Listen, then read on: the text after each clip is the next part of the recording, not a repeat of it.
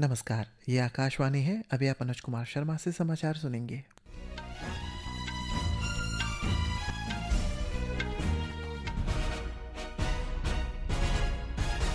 पहले मुख्य समाचार।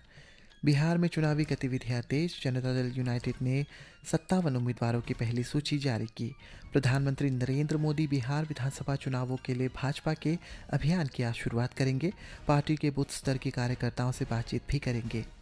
रेल मंत्री अश्विनी वैष्णव ने नई दिल्ली के भारत मंडपम में एशिया की सबसे बड़ी अंतर्राष्ट्रीय रेलवे उपकरण प्रदर्शनी 2025 का उद्घाटन किया। सर्वोच्च न्यायालय ने दिवाली के दौरान दिल्ली एनसीआर में हरित पटाखों की बिक्री और पटाखे चलाने की अनुमति दी। और ग्रीस में ISSF विश्व चैंपियनशिप शॉटगन की ट्रैप स्पर्धाओं में 6 भारतीय निशानेबाज आज अपने अभियान की शुरुआत करेंगे। अब समाचार विस्तार से। केंद्रीय नक्सल समिति के पोलित ब्यूरो सदस्य मल्लू जोला। बिहार विधानसभा चुनाव के लिए गतिविधियां तेज हो गई है। भारतीय जनता पार्टी के बाद जनता दल यूनाइटेड ने भी 57 उम्मीदवारों की अपनी पहली सूची जारी कर दी है।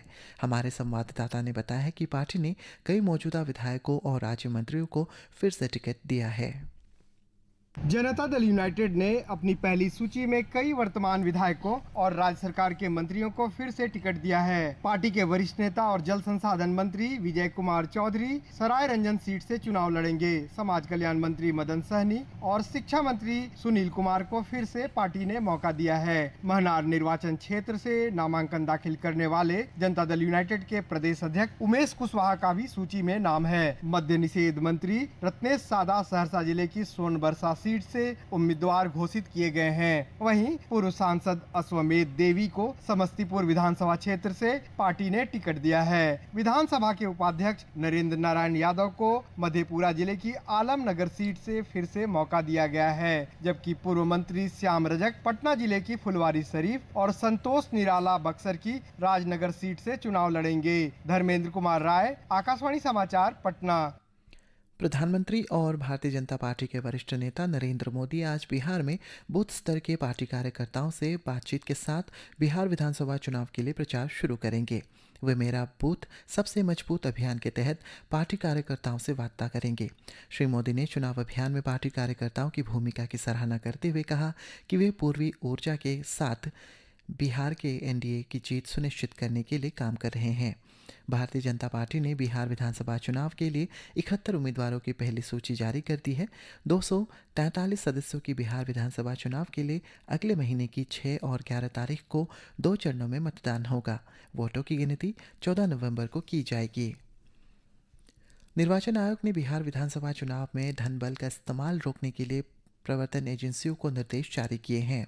आयोग ने कहा है कि सी विजिल ऐप के जरिए चुनाव आचार संहिता के उल्लंघन की शिकायत दर्ज कराई जा सकती है।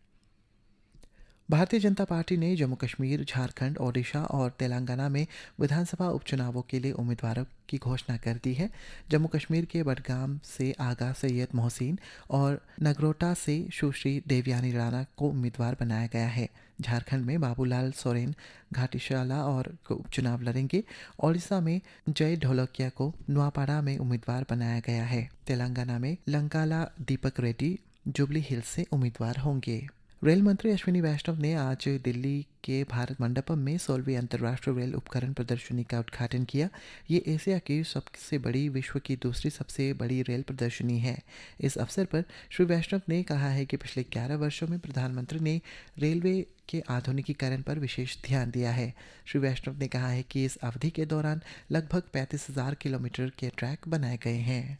We have 35,000 kilometers of tracks. हमने पिछले 11 वर्षों में 35,000 किलोमीटर ट्रैक का निर्माण किया है। इसी अवधि में 40,000 किलोमीटर रेलवे ट्रैक का विद्युतीकरण भी किया गया है और 40,000 नए कोच भी निर्मित किए गए हैं। पहली बुलेट ट्रेन से जुड़ी परियोजना में 325 किलोमीटर दूरी का काम पूरा हो चुका है। हाल ही में मैंने सूरत और बिलीमोरा स्टेशन का दौरा किया। ये पहला खंड है जो 2027 में खुलेगा। इसके लिए काम बहुत तेजी से जारी है। Work is going on at a very rapid pace. सर्वोच्च न्यायालय ने दिल्ली एनसीआर क्षेत्र में इस महीने की 18 तारीख से 21 तारीख के बीच पटाखों की बिक्री और पटाखे चलाने की अनुमति दे दी है। इसके लिए समय सीमा सवेरे 6 बजे से 7 बजे और रात 8 बजे से 10 बजे तक तय की गई है। शीर्ष अदालत ने इस त्यौहार मनाने और पर्यावरण संरक्षण के बीच संतुलन दृष्टिकोण बताया है। अदालत ने केंद्रीय प्रदूषण नियंत्रण बोर्ड और राज्य प्रदूषण नियंत्रण बोर्डों को इस अवधि के दौरान वायु तथा जल गुणवत्ता की निगरानी करने और इस महीने की 14 तारीख से 21 तारीख के बीच दिल्ली की हवा और आतिशबाजी के प्रभावों के बारे में एक रिपोर्ट प्रस्तुत करने का निर्देश जारी किया है। राजस्थान में जैसलमेर में स्लीपर बस में आग लगने की दुर्घटना में मरने वालों की संख्या 21 हो गई है। जोधपुर के महात्मा गांधी अस्पताल के अनुसार 5 अन्य घायलों की हालत नाजुक है। मृतकों की पहचान के लिए जोधपुर और जैसलमेर के अस्पतालों में डीएनए के नमूने एकत्रित किए जा रहे हैं।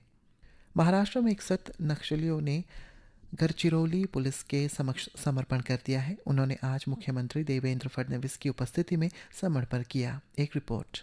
केंद्रीय नक्सल समिति के पोलित ब्यूरो सदस्य मल्लूजोला वेणुगोपाल राव उर्फ भूपति ने आज गढ़चिरौली में आयोजित एक कार्यक्रम में 60 अन्य वरिष्ठ नक्सल कैडर के साथ आत्मसमर्पण कर दिया। इन सभी 61 नक्सलियों पर कुल 6 करोड़ रुपए का इनाम था। मुख्यमंत्री देवेंद्र फडणवीस ने इन आत्मसमर्पण करने वाले नक्सलियों का मुख्य धारा में स्वागत करने के प्रतीक के रूप में उन्हें भारतीय संविधान की प्रत भेंट की। श्री फडणवीस ने कहा कि यह महाराष्ट्र में नक्सली आंदोलन के इतिहास में अब तक का सबसे बड़ा आत्मसमर्पण है। उन्होंने आश्वासन दिया कि राज्य सरकार इन आत्मसमर्पण करने वाले नक्सलियों के जीवन स्तर को अच्छी नौकरी और पुनर्विकास पैकेज के माध्यम से सुधारेगी। उन्होंने यह भी बताया कि ऐसे वरिष्ठ कैडर के लगातार आत्मसमर्पण के कारण उत्तरी गढ़चिरौली पहले से ही नक्सल मुक्त हो चुका है और अब कुछ ही सक्रिय सदस्य बचे हैं। मुख्यमंत्री ने नक्सल विरोधी अभियानों में भारी सफलता हासिल करने के लिए गढ़चिरौली पुलिस और अर्धसैनिक बलों को भी बधाई दी और गढ़चिरौली पुलिस के लिए 1 करोड़ रुपए का इनाम घोषित किया। धनंजय वानखेड़े, आकाशवाणी समाचार, नागपुर। रक्षा मंत्री राजनाथ सिंह ने पूर्व सैनिक कल्याण विभाग द्वारा कार्यान्वित योजनाओं के अंतर्गत पूर्व सैनिकों और उनके आश्रितों के लिए वित्तीय सहायता में 100% की वृद्धि को मंजूरी दे दी है। निर्धनता अनुदान को प्रति लाभार्थी 4,000 रुपये से 2 गुना करके 8,000 रुपये प्रति माह कर दिया गया है। रक्षा मंत्रालय ने कहा है कि 2 आश्रित बच्चों तक के लिए शिक्षा अनुदान को 1,000 रुपये से बढ़ाकर 2,000 रुपये प्रति माह प्रति व्यक्ति कर दिया गया है। ग्रीस के एथेंस में आज से ISSF विश्व चैंपियनशिप शॉटगन 2025 में 6 भारतीय निशानेबाजी ट्रैप स्पर्धाओं में अपने अभियान की शुरुआत करेंगे। नीरू ढाढ़ा, आसिमा अहलावत और कीर्ति गुप्ता महिला ट्रैप स्पर्धा में भाग लेंगी, जबकि जोरावर सिंह संधू, विवान कपूर और भुवनेश मेंदिरत्ता पुरुष वर्ग में चुनौती पेश करेंगे। वस्तु और सेवा कर सुधार पिछले महीने की 22 तारीख से लागू हो गए हैं। प्रधानमंत्री ने इसे बचत उत्सव का नाम दिया है, जिससे पूरे देश को लाभ हो रहा है। वस्तु और सेवा कर सुधार के प्रभावों की कड़ी में आज प्रस्तुत है संशोधन दरों से नागालैंड में विभिन्न उद्योगों के मिलने वाली मजबूत के बारे में हमारे संवाददाता की ये रिपोर्ट। हाल ही में हुए जीएसटी सुधार विभिन्न उद्योगों में कर दरों को युक्ति संगत बनाकर नागालैंड की अर्थव्यवस्था को मजबूत करने की दिशा में एक महत्वपूर्ण कदम है। इन बदलावों में 2,500 रुपए तक की हथकरघा शॉल और कपड़ों पर जीएसटी की दर घटाकर 5% कर दी गई है। इससे बाजार में प्रतिस्पर्धा बढ़ेगी, बुनकरों की आय बढ़ेगी और क्षेत्र की लगभग 44,000 महिला कारीगरों को मदद मिलेगी। इसी प्रकार 7,500 रुपए तक की होटल के कमरों पर कर की दर 12% से घटाकर 5% कर दी गई है। इससे राज्य के पर्यटन क्षेत्र को बढ़ावा मिलेगा और गाइड, होटल और स्थानीय लोगों को लाभ होगा। इसके अलावा फर्नीचर और हस्तशिल्प पर अब 12% के बजाय केवल 5% कर लगेगा, जिससे इस क्षेत्र से जुड़े लगभग 13,000 लोगों को मदद मिलेगी। कॉफी नागालैंड की अर्थव्यवस्था का एक लोकप्रिय उत्पाद है, इसलिए भुनी हुई फलियों पर कर की दर 12% से घटाकर 5% कर दी गई है, जबकि कॉफी के अर्क पर अब केवल 5% जीएसटी लगेगा, जो पहले 18% था। इन सुधारों का उद्देश्य नागालैंड की अर्थव्यवस्था को बढ़ावा देना और राज्य के लोगों की आजीविका में सुधार करना है। दिलनशी आरजू के साथ अमन यादव, आकाशवाणी समाचार, दिल्ली। वित्त मंत्री निर्मला सीतारमण ने आज उत्तर कर्नाटक के कप्पोल गांव में किसान प्रशिक्षण और साझा सुविधा केंद्र का शुभारंभ किया। समारोह में वित्त मंत्री ने कहा है कि यह केंद्र किसान उत्पादन संगठन और अन्य को खाद्य प्रसंस्करण के साथ साथ आधुनिक खेती की तकनीकों में मदद करेगा। और अंत में मुख्य समाचार एक बार फिर। बिहार में चुनावी गतिविधियां तेज, जनता दल यूनाइटेड ने 57 उम्मीदवारों को पहली सूची जारी की। प्रधानमंत्री नरेंद्र मोदी बिहार विधानसभा चुनावों के लिए भाजपा के अभियान की आज शुरुआत करेंगे। रेल मंत्री अश्विनी वैष्णव ने नई दिल्ली में भारत मंडपम में एशिया की सबसे बड़ी अंतर्राष्ट्रीय रेलवे उपकरण प्रदर्शनी 2025 का उद्घाटन किया। सर्वोच्च न्यायालय ने दिवाली के दौरान दिल्ली NCR में हरित पटाखों की बिक्री और पटाखे चलाने की अनुमति दे दी है। इसी के साथ ये समाचार बुलेटिन समाप्त हुआ। नमस्कार।